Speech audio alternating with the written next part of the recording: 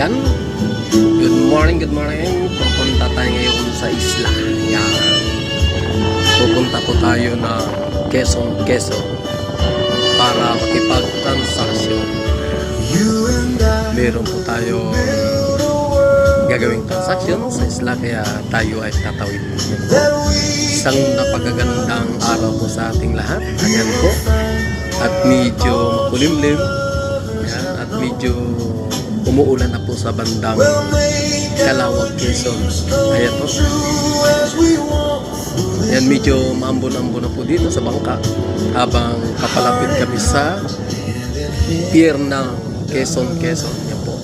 Napakaganda po talaga dito ng tanawin, lalo na po ayan, malapit nang matapos yung tulay. Yan, ito po ang tinatawag na Roma Point.